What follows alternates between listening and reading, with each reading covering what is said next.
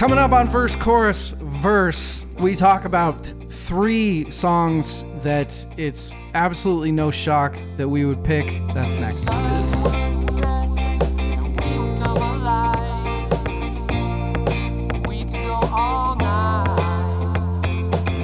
Welcome to episode 140, maybe 141 of Verse, Chorus, Verse. We don't know.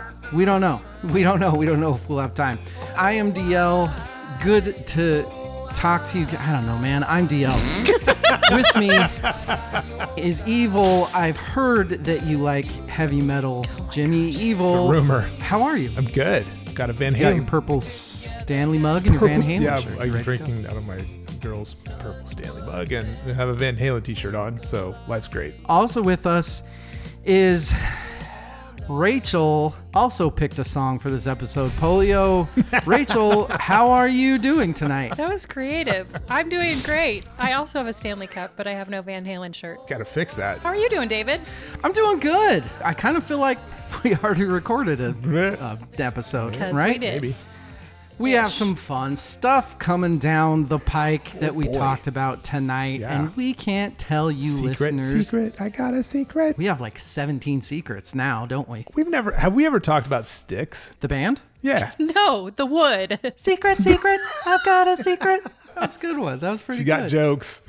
She's got jokes tonight. I mean, there might have been a couple Domo Origato jokes here and there, Yeah. but we have never talked about Styx. Styx was, I think, maybe the first cassette tape that I had in my possession as a young. Really? I remember really liking it. Okay. Did you see them live, though, is the question. No, I did not. They're one of those bands that was at the Boise County Fair, like, Yeah. you know, every year forever, right? I'm thinking about the Kilroy Was Here like live show. Like they did like a live performance with like the robots and Oh, yeah. I doubt I was born yet, you I don't think old man. so. I know, yeah. It was early 80s. How the fuck did we get to Styx? Secret. We got a secret. Oh, that's right. Yeah. That's right. Weird rabbit hole. Hi, everybody. It's us 3. We're here. Back again. Yeah, back again with a new rotation. This is the 3rd time this year that we have all brought one specific song to talk about. Last time was really fun. I was in Ireland. You were in Ireland. That's We right. talked about some metal. That was weird. That was. Rachel, have you settled into married life? I'm so settled. It's been over 30 days now. I'm old hat. Does it feel weird living with a man again? I assume we're faking it for you. I'm sure your parents didn't know you were living together before. Everybody knew. Here's the thing. We had a date and then like 2 days later, I was like, you're not leaving, right? You're just going to stay here. That's normal. People knew. Hey, it worked out, didn't it? It did. So far, so to good. be determined. Oh, not cool. I'll ask you, Evil. We've put a very, very large dent in this season thus far. It's dented. It's heavily dented. What are your thoughts on season 3 so far? We've done it so far. Yeah. Yeah. So far. So far. so good. So far, Almost we've there. done it. It's been good. I don't know. I'd like to think that we're getting better at this, but I know I'd like that's to think not so. true. Currently, We all like to we are think that. proving the opposite. Right. Ask a stupid question, get a stupid answer. That's fair. Rachel, initial thoughts. What did you take from the songs that were picked for this episode? Pretty similar in that there's metal. And then there is a songs that you and I picked that are kind of similar in a way. I am very intrigued to hear. Wait, you mean similar last from time- what we picked or similar to each other's picks? Similar to each other's picks. I am offended and I'm excited to hear why you think that. Okay. This is going to be a very interesting episode, isn't it?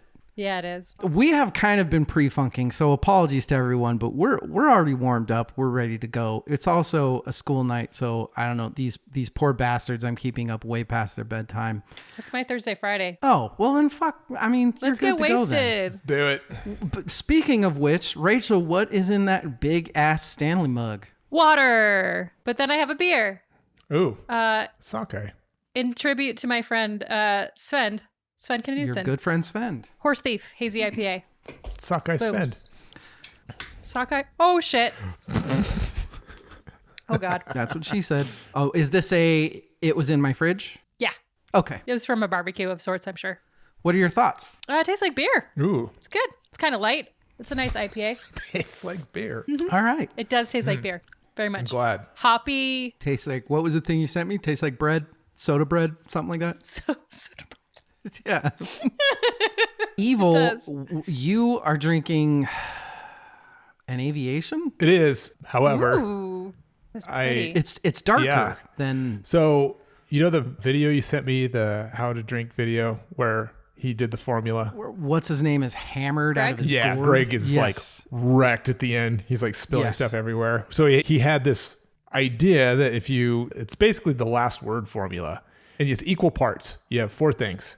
You have your base spirit, like a sweet spirit, Sweet liqueur. an herbal spirit, and then citrus. Yeah. And so I did that with aviation ingredients, and I don't know if I'd do it again. It looks pretty. Maybe, I don't know. He was very clearly at that mode in that episode. You get, as a cocktail person, you get in that mode where you've had one too many and everything tastes like the new brilliant thing, right? Right. Holy shit, how has nobody been drinking this for years? It's just invented fire. Yes. It's so good. It's so warm. Hang on one David, second. what are you drinking? I'm going to ask David. both of you what you think of this, but my favorite author of all time, because I'm stereotypical, I bet I know who it is. oh, you know who it is. He has his own daiquiri. My question is, do you think he really had his own daiquiri? So it's a Hemingway daiquiri, His own daiquiri. and it's essentially rum with grapefruit and lime. There's a little bit of maraschino. I have a hard time believing that Ernest Hemingway... I mean, I can see him drinking rum, rum and some sort of fruit, as they say.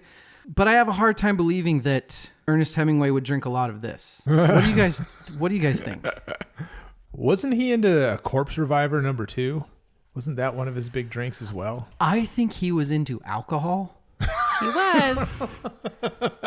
The internet tells me that it's real. It's something that he actually created. He tried something, he didn't like it, and then... So... The internet tells me it's real. That is... I really wish that we were still naming episodes.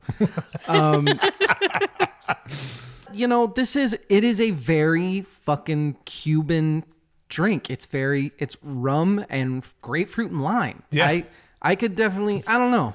I'm torn on It's it. like a rum paloma. I was at the bottom of a rum bottle, maybe. And, sometimes I'm making a double, so it calls for 4 ounces. Maybe it's more like 4.5. You can't just, what are you going to leave fucking half an ounce in the bottle? No. You can make one for Caroline.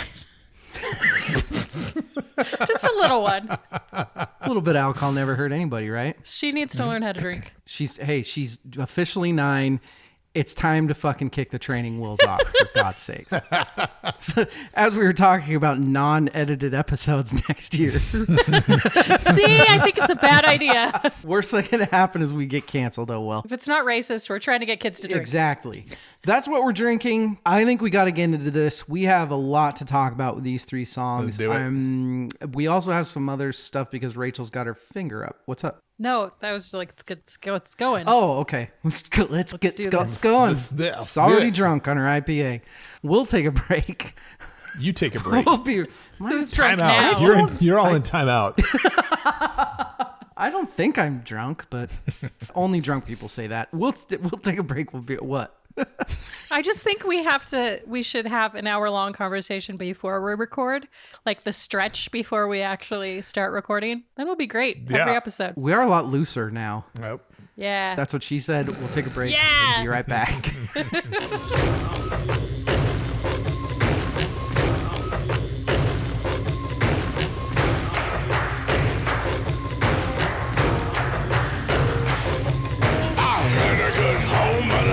I won. In your fucking face, other dads. We are back. 3 individual songs that each of us wanted to talk about. You've heard the other episodes. I hope if you haven't, you're dumb. Go listen to them. But we each brought one individual song that we wanted to break down with the other people, see what they think, see if they got the same things out of it. We're going to start with my song. I brought it specifically because there are a couple lines that I'm unsure of. Also, I've got a theme this year that I very, very hard to figure out. I'm not sure if anybody's going to with the 3 songs I've brought so far, but we'll see. What was the first one? It was the Black Midi song. Oh, yeah. Welcome to Hell. Ah, yes. Welcome to Hell, Zombie, and the third song that I am bringing to this 4-part song breakdown that we call Break It Down One Time for Yourself in the Bad. No one calls it that. No. David does. David calls it that. The song that I brought to discuss this time is Hell Broke Loose by Tom motherfucking Waits.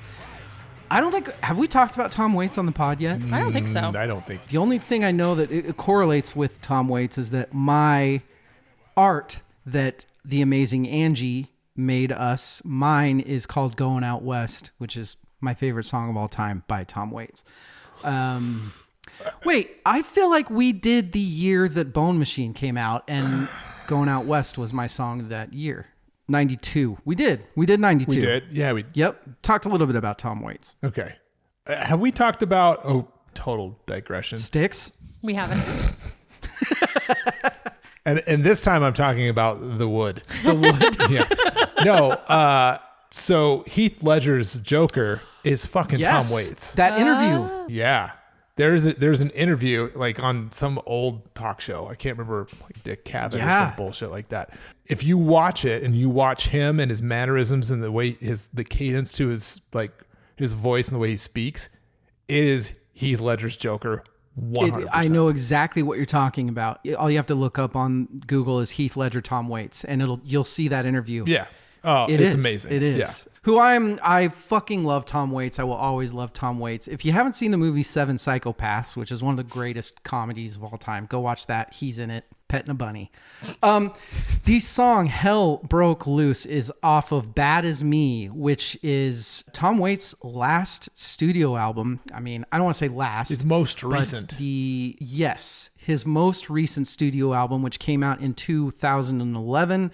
It is an amazing album, as all Tom Waits is. Before I start to break this down myself, this one song off of his 17th studio album, Rachel was in an eye roll. Here we fucking go again. What was it for you initially? It was, okay, so I had very little Tom Waits experience, but I do have to say I initially tried to turn on both of these songs passively because it was, there's a lot going on in this song and in other songs that are in this podcast today. It's true. So there's that. Evil, same question. I'm in kind of the same boat as Rachel. I have thin Tom Waits knowledge musically. Okay. And so this was like, I'm like, what the fuck is this? Yeah. I like immediately it's like zoom. I'm like, I gotta listen to this, and I need to listen to this album, and I don't have time right now, but now I have to listen to Tom Waits. So it immediately caught my attention. I don't want to say I'm very surprised. That sounds stuffy. Tom Waits seems like such an evil type of artist. Going purely on the judgment of this song alone, I would say yes. Yeah. Hell Broke Loose, which if you listen to it is this very bombastic, violent, mishmashed percussion that's coming from knee slaps and claps and bass thumps, moaning in the background and shit like that, is very, very obviously a song about modern day warfare and the modern day soldier, what they have to go through. I don't know if I want to just go into lyrics now, if I want to, Tom, we all know. There's a lot to talk about. We all know Tom Waits' voice. We all know what it automatically brings to the table, the epitome of grit and violence without being, it's not angry. I don't know. Can either of you describe what his voice does? It's weathered, aged in a way. It's, Great Depression boot. Yeah. Yeah. Yeah. Like it is a voice that carries with it a level of dense experience. Yeah. Yes. First two lines of the song, I had a good home, but I left. I had a good home, but I left, right, left. Very, very obviously, okay, you are in, you already know what this is about, you know where this is going. Yeah. The quote was something along the lines of, this is the greatest anti-war, pro-soldier song that's come out maybe ever. That's an interesting anti-war pro-soldier. Exactly. Yeah. It's a lot of in the same regard as a rooster or the first song that I did of the year that I had to break down, Welcome to Hell, very, very empathetic towards the soldier. Are you going to get into, or do you not know that this song is about a person? What do you mean? Whoa. We're going to get into Fucking it. kidding. Okay. Yes, of course I know. I was like, because I feel like you're talking about it in a way that, okay, never mind. What do you mean? No. I'll get to it now. Okay. Yeah. So there is a lot that has been back and forth on what this song is about. Why one of the first things that you noticed on this song is Hell Broke Loose. Loose is spelled L-U-C-E. Naturally, you hear Hell Broke Loose, you think of the saying that everybody says. But the spelling is L-U-C-E. The reason that is because the story that I choose to believe myself after reading, but basically Tom Waits learned about a soldier named Jeffrey Lucy, who was a reservist in the United States Marines and was 23 years old when he hung himself with a garden hose from a basement beam in his family's home in Massachusetts. Lore says that one way or another, Tom Waits read the suicide note of this gentleman and it inspired this song. Yeah. So I ran into the same story. I think this is not loosely based, but based on this story. But I feel like there's other aspects For sure. that he kind of used a little bit of creative license with. Not a biography of this gentleman, but of war with mention of this guy. Yeah, I mean, 100%. It was Jeff. Like, those are lyrics. The guy's name was Jeff. but yeah, and to Rachel's point, there's more in the lyrics just alluding to, like you said, the soldier, like the concept of the soldier, because there's parts of it that don't overlay into Jeffrey Lucy's story. Yeah. Which I went down a rabbit hole of, like, learning about that kid and what he went through. And did you find the writings of his psychiatrist? no, I didn't, but I mean, just like the fact that one of the stories that I found was he was essentially ordered to execute 2 soldiers, point blank, unarmed, yeah, and then wore those 2 soldiers' dog tags around with him. And when his father found his body hanging, those 2 dog tags were laying across his bed.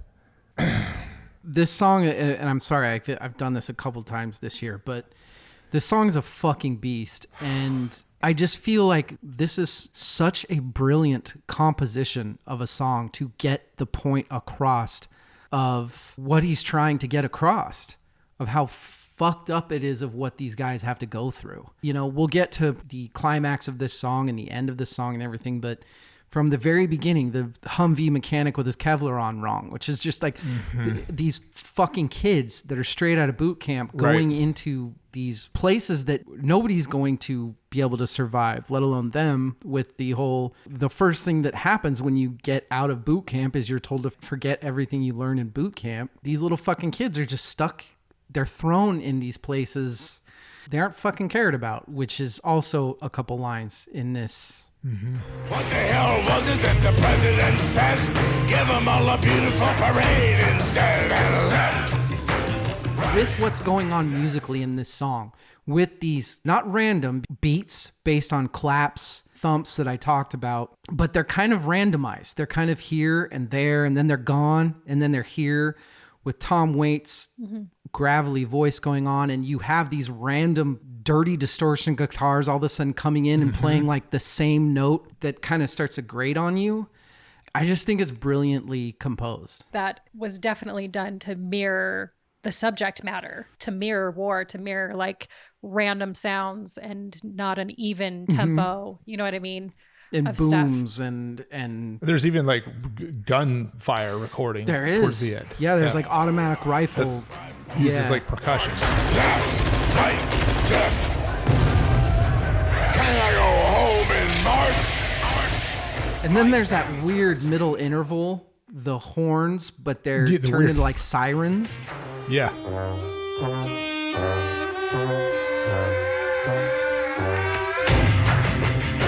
It's fucking crazy shit on this. I think this is just such a masterpiece of a mood. I don't know if I want to go. Awards and categories. Sorry, guys. I need to maybe think about it. There are some lines that I don't understand that I would like help on. Okay. Sure. My My staunch was a chin full of soap, that rancid dinner with the Pope. Do either of you have any idea what that might mean? I found a couple maybe things on the soap thing, but I wasn't sure. There was a insinuation that maybe he was in the morning shaving when a bomb exploded. Yeah. Or maybe there's sort of you're depressed at war. There's a razor right there. So the Pope line might be, because Pope is capitalized, Pope Benedict was named the head of the church in 2005. So he might have been overseas eating disgusting food and watching the new Pope be announced. Huh. Okay. Interesting. I want that to mean more. I don't think it does. Well, one of you get Tom Waits on. I'll get right on that. I do also like the very random throw-ins of this random soldier's going through this. So-and-so got his thumbs blown off. thumbs. Yeah. So-and-so's developing. I love how A real bad cough. the real bad cough. They all know, Yep. oh shit, he's got He's that got it. cough. Yep. Every single line in this is so fucking pointed. We can get to the next portion of this, the awards and categories, unless either of you have.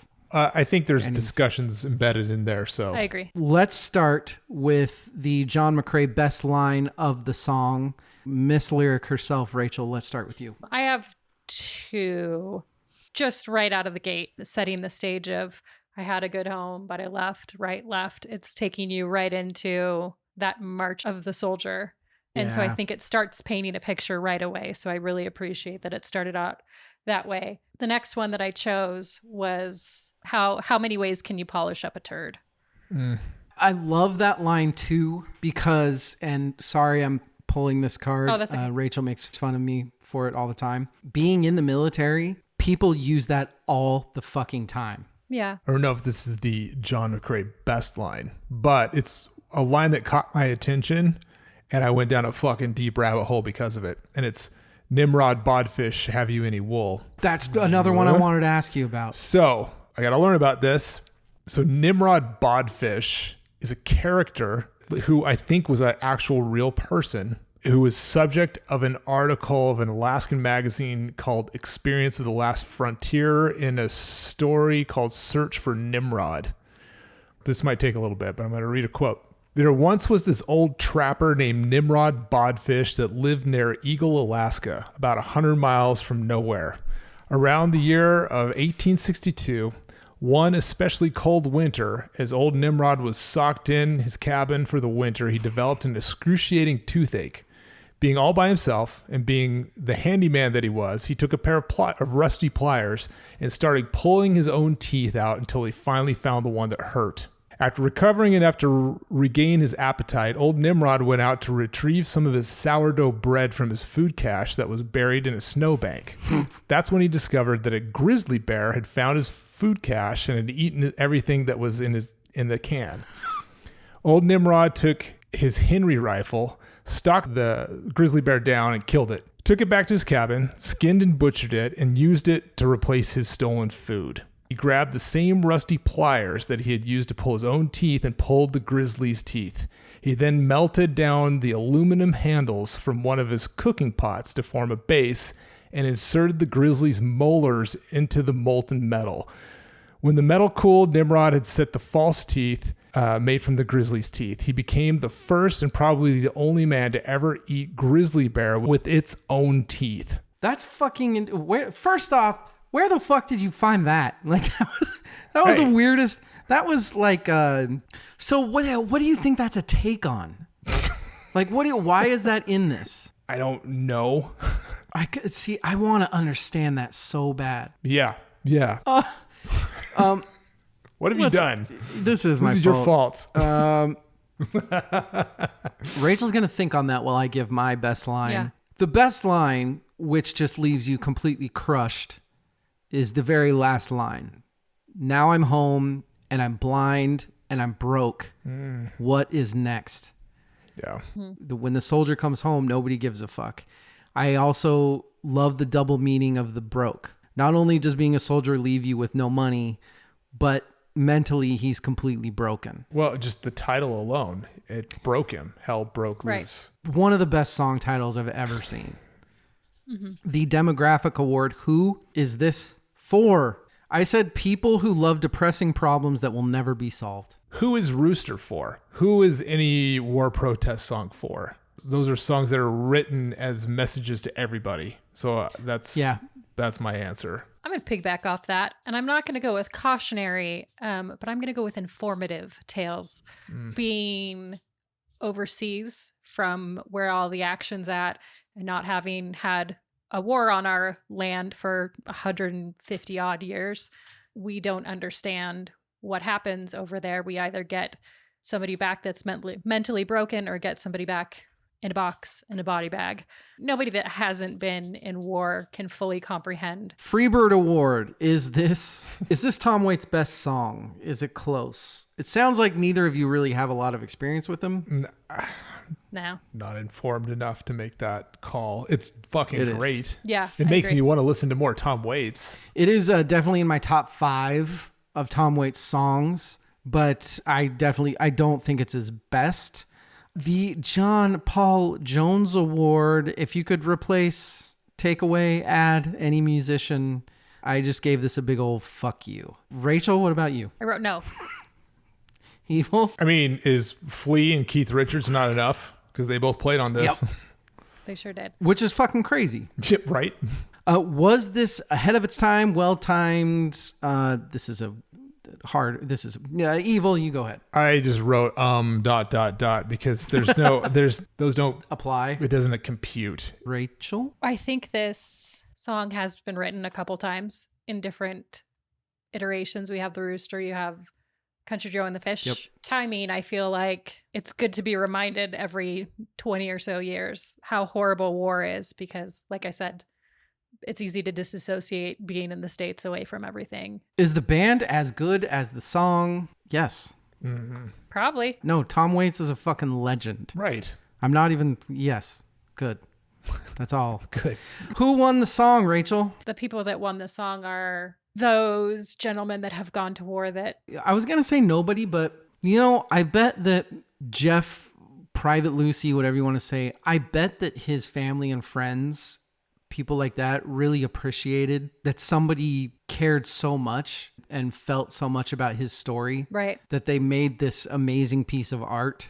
If you're a parent or a family member or something, just to have anything be some sort of, can we at least be aware of this, please? Mm-hmm. I feel like that probably meant a lot. I'll say that. Evil, what about you? I don't think win is the right word. I think validation. Yeah, valid. Yeah, just to kind of echo both of you, I think validation. There's a little bit of validation that someone is willing to carry the message forward. It's awful that we have to be constantly reminded as a species of what we're capable of doing to one another. Yes. I'm sorry to harp on this, and I know this is so much a DL Goes Dark. I need to come up with like a theme song for that. But a happy DL one. Goes Dark. DL Goes Dark. Perfect. I'm just going to read the last verse and then we'll move on to the next song. But if you haven't heard the song, please listen to it. Pay attention. It's a powerful song. When I was over here, I never got to vote. I left my arm in my coat. My mom, she died and never wrote. We sat by the fire and ate a goat. Just before he died, he had a toke. Now I'm home and I'm blind and I'm broke. What is next? I know it's a fucking tough listen, but I think shit like this is important, man. Yeah. I really do. I think it's important that he brings up meth because I think that's overlooked too. How okay we are with the soldiers over there getting addicted to drugs while they're over there, Right. and not caring about what. Anyway, sorry. This is so dark. I'm sorry. I don't think I think ahead on some of these decisions. Yeah, let's go that I live. make. Let's not edit data.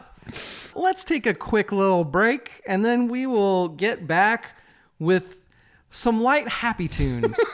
Oh my God. We'll be right back.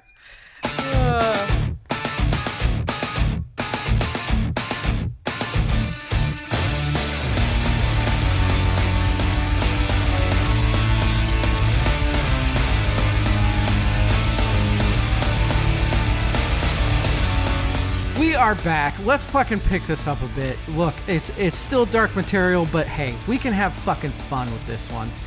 Evil, what song did you bring to the fucking table this time? I chose The Grand Conjuration by Opeth. Because, I wanted to lighten things up with a song from an album that was originally a concept album, but that concept was somewhat scrapped, about a man who was possessed by the devil and killed his mother. Yeah. Light. Happy. Light work. Anyway, this was from Opeth's 2005 album Ghost Reveries. It was their 8th studio album. Came out to rave reviews across the board. One of their fucking most did. Right. All Music gave this a 5 out of 5. Alternative Press gave it a 5 out of 5. Blabbermouth 10 out of 10. Drowned in Sound 10 out of 10. Kerrang 5 out of 5. Pitchfork 8.4 out of 10. Pop Matters 9 out of 10. Rock Hard 9 out of 10. Rock Sound 9 out of 10. Terrorizer 9.5 out of 10. Holy fucking shit. It's pretty good. Yeah, not bad. They did okay. This came out in a time where I was barely ready for Opeth. I had kind of progressed in metal to the point where I was fucking barely ready for this kind of music. Now it's like, yeah, of course, I love Opeth. I want to ask you, as Rachel and I being the metal much more novice than you are, what is Opeth in the grand scheme of metal? If you ask an average metalhead, who is Opeth? Okay, they don't fit any genre. I always talk about N=1 kind of bands. Opeth's one of those. They're a Swedish band, so you could say they're, somewhat in that vein, but they're progressive metal, I would say. Their musical style has grown and changed dramatically. Mm-hmm. This is probably like the peak of their metal phase. I would say Opeth today is more of like a progressive jazz fusion rock band. If you listen to their last few albums, it's not metal. Like the harsh vocals are not a thing anymore. Are the growls? Yeah, all of that's gone, and has been since, I think this was the second to the last album that they did that style. So you couldn't have thrown us a bone and given us one of those then? So let me get into why I picked this one. I picked this song because it's part of my theme, 6 Degrees of Kevin Bacon, but with the band Death. Oh. This is a bit of a stretch. I want to talk about Opeth more because they're fucking awesome. This song is very interesting because it's not my favorite Opeth song. It's challenging to me. I want to talk with you guys about it. The reason I picked it in the Death tie-in is that he is not the drummer who recorded what we listened to, but Gene Hoglan, who was in Death, was featured in the music video. The drummer was sick and then left the band. Yeah. And so Gene Hoglan kind of filled in for the video, and that's this weird, bizarre tie-in. I still don't even know if I like this song. And so I brought it in because it's divisive. It's interesting in ways. Speaking to that, I will say that one of the things that I was going to bring to the table subject wise on this, I listened to this album a lot, trying to figure everything out. I was going to try to, not in a mean way, ask you why you picked this song, because I think that there's so much on this album that's better. Yep, I agree. So that's extremely interesting that you came at it because of that. Selfish because of you. Yeah. Yeah, you dick. Rachel, our budding metalhead. Now this, as far as metal, Yeah. what we've got thus far, I think this is so far takes the crown. What were your thoughts going into this? I have said before that sometimes music feels like it's like the welcome music through the gates of hell, but I have never meant it more. Speaking to that, the growls Yeah. on a band like this. I know I'm going to piss at least a couple of people off with this, but it is silly to me. The growls that they do, I can't take that seriously. That didn't hit me until listening to this song. I can handle the screams and the death screams and that sort of stuff, but the growls, Yeah. I just kind of smirk when he does it. I think they were trying to do a number of things with this album, and not all of them landed. I'm not saying that style of vocal is kayfabe. Yeah. Yeah, that's Yes, right. yes. Yeah. That's Sure. that's the word of the year. Kayfabe. Is kayfabe. Yeah. So for this song, I think maybe it is. And one of the things that informs that is that he kind of abandoned this. Not kind of, he's totally abandoned it at this point. But with the album after this, there were some harsh vocals, but more melodic singing, and then gone. He hasn't done the growls since. Just the concept of the album and the song are some silly shit. It is. It's the eyes of the devil fixed on his sinners, the hands of Satan. It's very fucking on the nose. But that still doesn't take away. I don't even know how to explain it because there's so many different parts that kick in. This is a fucking 10-minute song. Right. Whatever, 8:50 in or 9 in or whatever it is, when it really starts to go all out, and he does let out this scream, not a growl, a scream, and it's fucking amazing. And it's heavy and it's dark and it's cool as shit. So I don't think that this is just a goofy song or anything. The progressions and the themes are there. It's fucking cool. Mm-hmm. I don't think as cool as the other stuff on the album. It's like fucking 3 songs in one. There's musically interesting things all over. Extremely. The start's amazing. The themes are cool. I love the synth backing to this song. God, thank you for bringing that up. That I would have totally forgotten. I fucking hate synths in most music. In most like rock music, I hate. How dare you? I just do.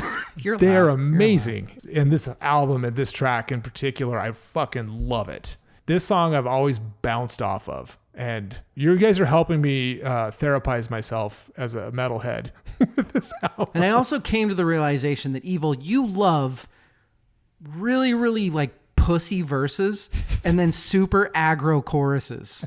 You love it when they break into the verse and it's this slow little ting on the hi-hat and it's but then the verse is super. I feel like this group of songs, we've gotten to a point to where we're fucking with each other in picking songs. Am I wrong? I'm not trying to fuck with anyone. You know, I've been into like a 90s. I know this is a little later, but I've been into like a high school, early college phase. I love you. Just remember that. I love you. I agree with Evil. I personally think we're all just fucking with each other at this point. Quit. But much like me, I wasn't doing it on purpose. I'm just an idiot who doesn't, I made a Spotify playlist of the 3-4 songs that we were listening to. Of the 4 songs. And there was a point where I just set it on random, and it was a random, loop. It was going through, and every time it came to the Opeth song, I'm like, oh, I'm such a dick. I was going to argue on behalf of Satan's Army for the growling. Okay.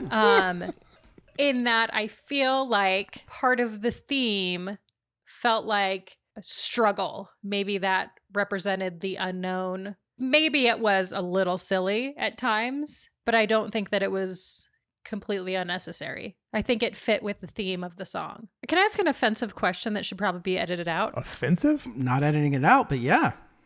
Do you think that you see no talent in the growling because you're a big snob and you don't think it takes any musical talent to make that noise, and therefore you think it's silly? No, it's nothing like that, because there are lazy. I love Kid Cudi. His style of lyric is lazy as shit, and I love it. Yeah. No, this is I'm serious. It's a comedic thing. Like if I'm singing and I'm no, that's not funny to you. That's fucking hilarious to me. Do you laugh at your significant others when you're fighting? Because I feel like that's maybe a quality that you might have. Like if they're just like yelling at you and you just can't take them seriously and you just start laughing. No, but I have been broken up with more than once because I won't fight back. Because I just kind of... Because you don't care, David. Where the fuck did this conversation go? I'm just watching. Very mid 2000s for me. You got the middle acoustic, you've got the clean tone, but you also have the background distortion. When I think mid 2000s metal, for me, who's a novice, I think Mastodon, I think Dream Theater. My question to Evil is Opeth, the band, do you think they are more of an instigator of that? Are they a founder, a metal founder, or do you think they were just, this album is an album of the time? I think a lot of metal bands in this time frame and after would have killed to sound like Opeth. That's kind of the perfect answer. The concept of this is crazy. Yeah, I'm gonna kill my mom. I'm evil. Right. Now I'm Satan. Whatever. Why did he quit on the theme? I think I have a quote for that. Yeah, here we go. I had intended to do an occult concept piece lyrically and got off to a great start with some downright evil lyrics like from The Baying of the Hounds and Ghost of Perdition. Then I did Isolation Years, which had nothing to do with the intended concept, but I liked it so much I decided to ease up on the concept idea in favor of this one lyric. Why I decided on the occult theme? Well, I've always been intrigued by it, especially Satanism and stuff like that. I studied some books that oddly enough my wife had in her collection, like Servants of Satan, and as well Witchcraft and Sorcery, and some more. I figured it'd be interesting to see what a mature 31-year-old mind would make of this subject as opposed to the 16-year-old kid who used to pose in front of his Bathory poster. I'm quite happy with them, to be honest, and they're evil. That's very Swedish. It's very self-aware and very Swedish. If you've ever heard Michael Åkerfeldt speak and you heard that in his voice, it sounds very much like him. He's a brilliant, brilliant dude, and is very self-aware of what's going on. That's why I brought up the kayfabe a little bit, because I think that's one of the reasons he abandoned the vocals. He's felt like this is becoming a shtick. Okay, one more thing, and then we'll get to the things. We talked about how amazingly rated this was. This was kind of fucking ragged by their fans. Yeah. The stuff that I found, their fans kind of fucking hated this. This song especially is very divisive. Mid 2000s seems like it might have been one of the height of metal fan douchery, elitist metal fanism. Yeah, that's not the height of it. Why do you think fans hated this so much? The same reason we bag on Metallica. I mean... because it sucked? Oh my God. You can't keep saying that. Not the same reason. Not the same reason that's funny. That was really funny. And also not the right answer to this question. I think the next song we're going to talk about, you will have some feelings about that. If you have an idea of what a band is and they're meaningful to you, and then they change how they sound, you're going to bounce off of that new material. This was about the time I was finding Opeth. Like I said, I had kind of progressed to the point where this started making sense to me musically. I was not a fan prior, so I didn't have that same reaction. I can see where those people are coming from, because there's definitely a change in their musical style. Even the fans of this era probably have a similar reaction to their subsequent albums. It's In Flames. That makes sense. In Flames is an example where I feel I have personal feelings. Like I like In Flames from a certain era and prior, and then after that era, I'm not a huge fan of. The John McCrae best line of the song, Rachel, what you got? Injected seeds of vengeance. I feel like they're... What she said. Gross. This song has a lot of very vivid imagery and very poetic language, and I really appreciate how graphic it can be at times. I got to be honest, I did not take this seriously at all, but that was well put, and you're right. It's actually pretty poetic. Good job, Evil. I'm very much a behold the pale horse guy, so right. Anytime that's mentioned, I'm going to take it. Evil, what about you? Even though this is maybe a little kayfabe, a little tongue-in-cheek, he's playing with these occult themes, and it's, he's using it as like a toy. In the framework of this concept, this guy who his mother was like mad, had succumbed to possession, and then he became possessed and then killed her. And then he like became Satan because he killed her or something like that? I don't know. It's this line, tell me why love subsides in the light of your wish. This is a guy talking to Satan. and succumbing to Satan and becoming possessed. Tell me why love subsides in the light of your wish is super fucking creepy. Yeah, it is. That lyric gives me chills. Demographic award. Who is this for? Right back to you, Evil. Metal nerds. Yeah. Evil and his ilk Straight up. is what I said. Anything different, Rachel? People helping gather Satan's army. Also, metal enthusiasts, progressive rock fans, people who like to dissect lyrics. It can really hit a lot of areas, even though it is very, very metal. The Stairway Award. Is this the band's best song? I mean, I covered this for me personally. I think this is like the 6th best song on this album. I think this album is great. And a lot of better stuff on this. It's good, but you also have like Blackwater Park, Ghost of Perdition, you said. You have Harvest, Deliverance, The Drapery Falls. I mean, there's a lot. Cannabis McCannabis. So it's kind of hard to... It's definitely in the top like 6. You should have thrown one made up song name in there. You really should have. Here's the thing, is all of the songs that she said are fucking amazing. I did my research. Top 10 best Opeth songs. I'm with you. It's towards the bottom of songs on this album. For me, I'm sure that there's some Opeth fan who's like, fucking you idiots. That bald guy's he's not a real metalhead. But I see that Metallica comment stuck with you. Yeah. That's funny. Ghost of Perdition is... John Paul Jones Award, right back to you, Evil. Would you do anything? I don't want to knock the drums because they're fucking fantastic. But since Hoagland was the whole reason I picked this song, what if he, played the Actually drums? did it?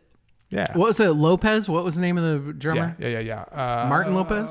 Martin Lopez, yeah. Rachel? I said Marie Osmond.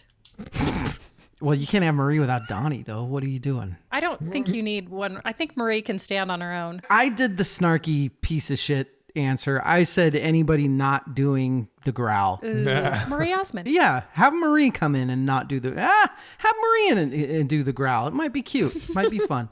Was this ahead of its time? Well timed? I will defer to Evil through Rachel. I'm going to let Rachel answer first, but to me, this seems well timed. This seems very mid 2000s to me. I mean, I guess the vibe of the song is very 2000s, but like the whole theme, I feel like Satan should have his shit together by now. Like he's had enough time. And so I don't know that it's well timed. I think it should have come out. Evil, your retort. It was maybe a little bit ahead of its time, if not just of the time. It pushed boundaries, but it was also kind of it rubbed some of the fans wrong, maybe with its commercial aspirations. Okay. Even though it's still a fairly challenging album. You know what? Fuck you to the fans. What album was this of theirs? Their fucking their 8th album, and they're not allowed to fucking get popular. Fuck you. At what point metal, as a though. metal fan can you say, hey, these people are allowed to make a little fucking money? It's selfish. It really is. That's how I feel about that. Is the band as good as the song? They're better. They're better. Yeah. Okay. Who won the song, Evil? Satan. That's what I put. Hey. Drink. This actually speaks to what Evil was saying, so I'm glad I said it. But I'm going to butcher the name. I'm sorry, but I said Joachim Svalberg. He's the keyboard player. He's the synth player. He rips through this shit. You don't hear it work in metal often, but it fucking works in this song. I agree. Hey, we did good on that one. We brought ourselves back up. That was happy. Yay. Sorry, Rachel. We'll be right back. They'll be fine.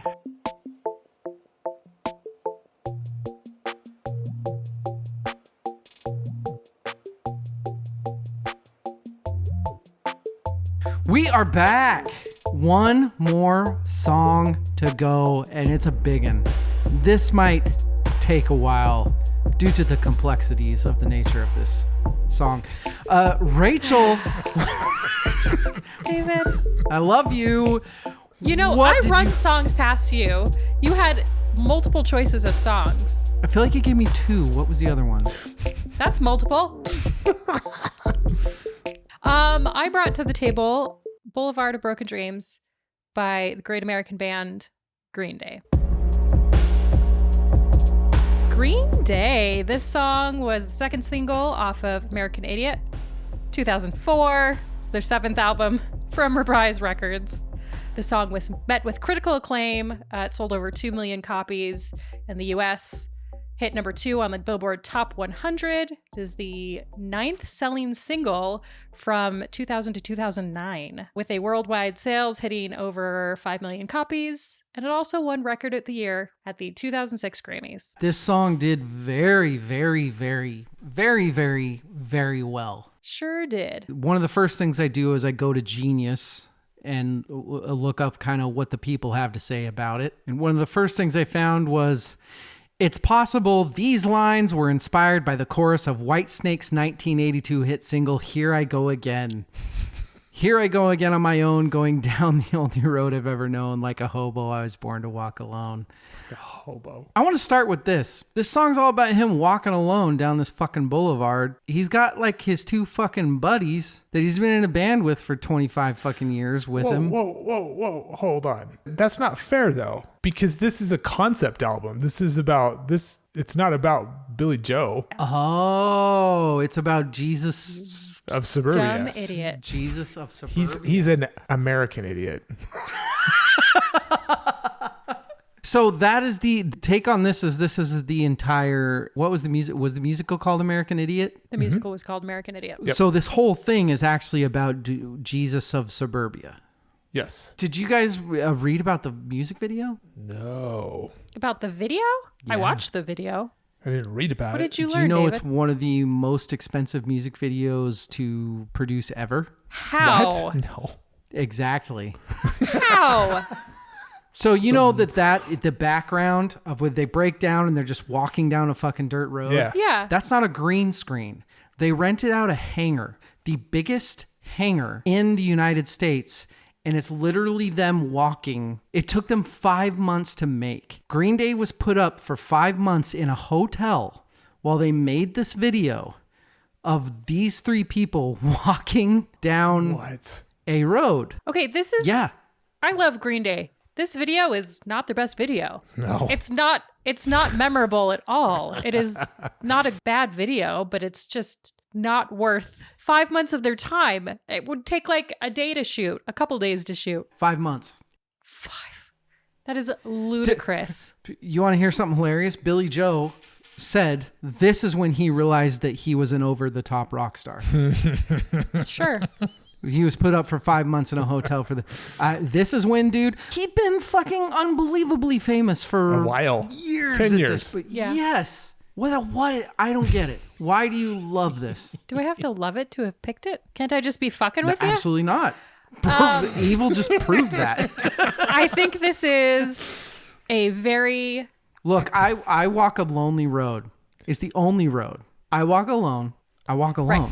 I think this is... By the way... Jeez, David, James, Oh, shut the fuck up. Don't drag me into this.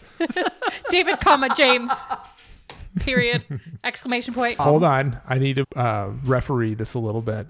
David, James, Yes. tell me if this is true. Were you not a big fan of Dookie?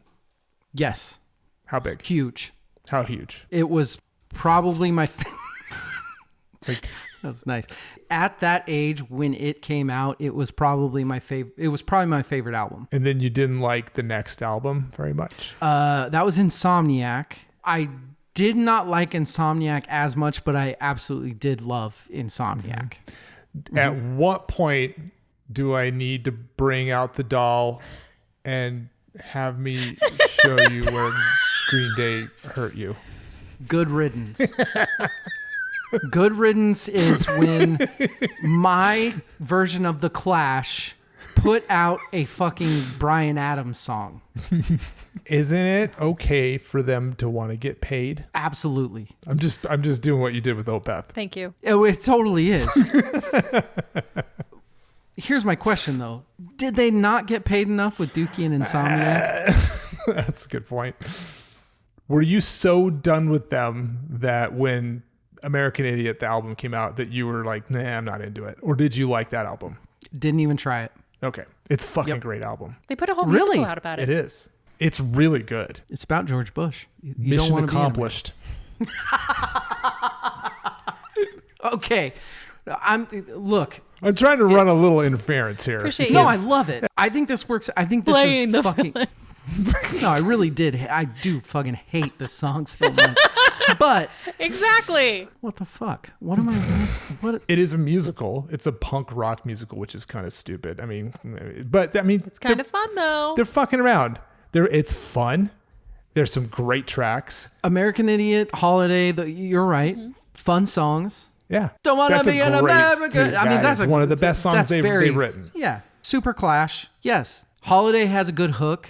Before it became a concept album, they were doing like these 30-second motifs that they just like threw together. And then that's how it sort of became a concept album. They're like, oh, it's going to be a different thing. They were spitballing like movie scripts and graphic novels and like, what are we going to do with this material? They're trying to like stretch as artists and do something new. I just saw another track on this album. Wake me up. Wake Me Up When September Ends. Yeah. Fuck you both. You don't know this album. You don't know what the fuck you're talking about. This song is just off a really great album. And like Jimmy was saying, off a really great concept album. If you take that away, it's just a really good depressed teenager song. So I True. feel like that's very yes. even taking it outside of the album, it still works without the concept of the rest of the album, as I feel like a lot of the songs do that are on the album. Extremely agree with that. I think that one of the things that Green Day has done so well, and the reason they have stayed popular with fucking 3 generations of young people, Right. which is insane As a and punk unheard band. of.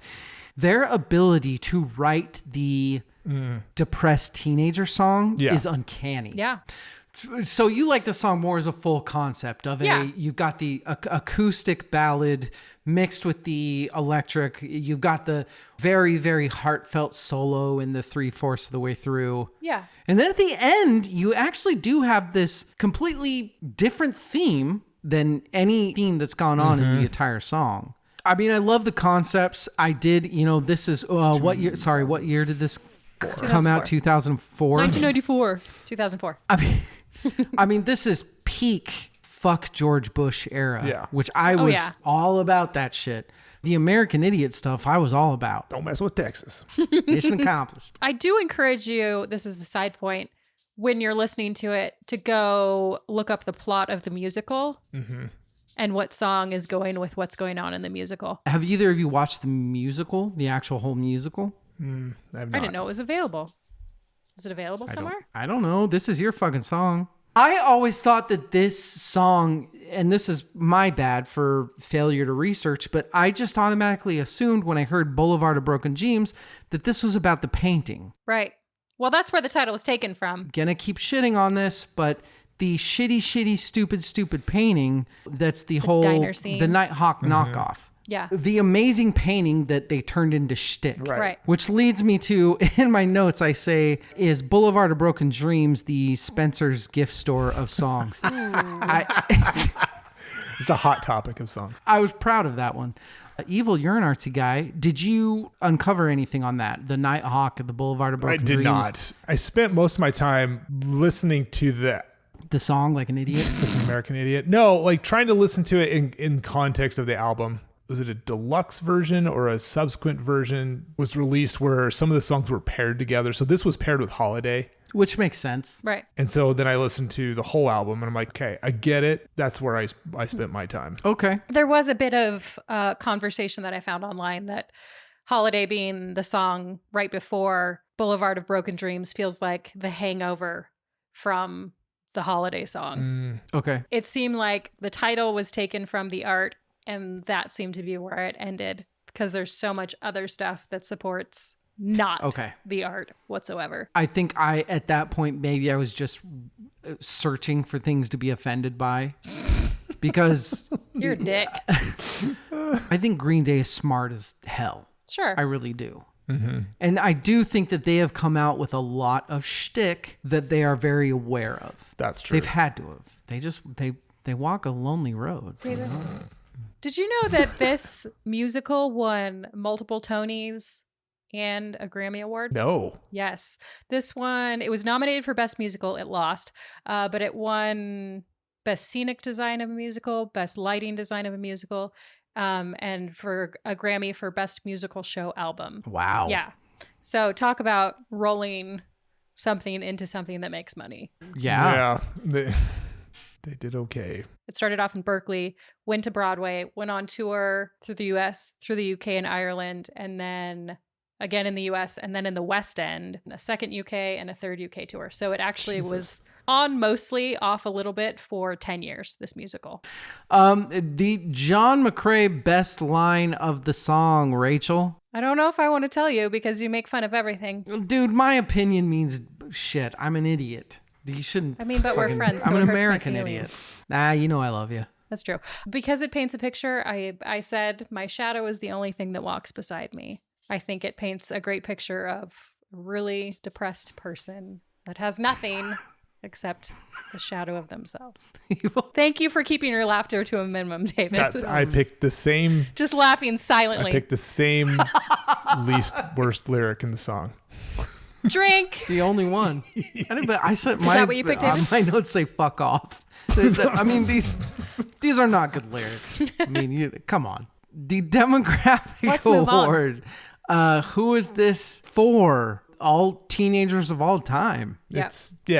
I mean, specifically in its time, mid 2000s pop emo kids, but it's an angst anthem. Yeah, that's what it is. It's an angst anthem. That is the Stairway Award. Rachel, is it the band's best song? Not at all. I think it's a good representation of their talent, maybe not lyrically, but musically as a band. It's a good song, but it's not up there with some of their better work. Evil, what about you? No. I'm just looking at my answer for the next question. I know what you're going to say. For the Stairway Award, I have very specific Green Day songs that I absolutely fucking hate. Sure. I think this is the best one of those. The John Paul Jones Award. Rachel, let's go to you. Okay.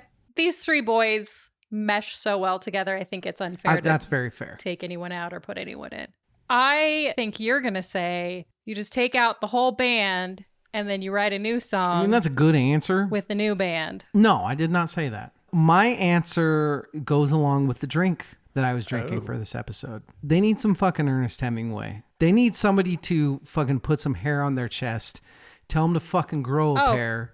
Sure. And hey, let me introduce you to Tom Waits. Get out of your little emo head. Yeah. Okay, that's Evil, fair. what about you? I said, I want them to be playing this live and then the 1994 version of them to come throw mud at them like they had mud thrown at them at Woodstock. And then they'll all get up on stage and this Green Day will realize what they once were and they'll do something cool. I don't know. Fuck. That was good imagery. Yeah. Welcome to Paradise, Green Day is gonna. Yeah. Was this ahead of its time or well timed? I mean, songs like this are perfectly timed. Yeah. Yeah. We just talked about. What did we talk about? And I've been drinking a lot. Have you? It's G chord, A chord, C chord. Here we go. But in a minor. The timing of this song, there's never a bad time to write about the time of your teenage life? angst. Is it unpredictable? In the end, Did you put this last because you knew Is I was it going to be right? so angry I wouldn't want to talk to you guys after it? I kind of Did I not defend? I thought I Fucking did knew it. You just tried to. did. Is the band as good as the song Evil? Good in what way? I don't know. Answer it yourself. Interpret the song. They're as good as this song in terms of success. They wrote it. Apparently, they Right. have a wildly successful Did they write musical. this I think musically, I think they're better. The previous work was fucking amazing. 100%. Copy paste. Who won the song? I will start. Teenagers, emos, whatever you want to say. Anybody of an age won that song.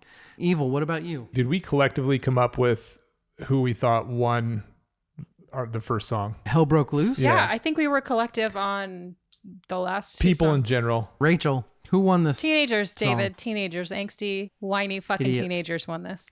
All right. That's 3 songs. I have a lot of couples therapy to go through with Rachel after this episode. It's good that Eva was here. That's all I have to say. That was good. I am the scales of justice. This would be a good revisit episode I think so too. for you. Yeah, after think you so, listen to the too. whole album, you can be like, hey, Oh, good I'm point. not a big asshole after all. Okay, let's grain of salt here. You had to have a little bit known what you were walking into with this song. No, I always want to think the best of you You two. knew my feelings on and I always Green Day. think, Evil, you were great. You knew. Hey, everybody, that's it. We've got our 3 songs. We're done. We feel pretty fucking good about it. Join us next week. I'm going to sit down with my old pal Sven, and we're going to talk a little DRE. Oh, I'm so jealous. We actually recorded this beforehand, and that episode was a fucking blast. So please tune in. Evil, thanks for joining. Thanks for mediating this last one. So happy to be here with both of you. Rachel, look, David. there's something you always need to remember. We're hardest on those that we love. That's what she said. Good night and good luck. Oh, I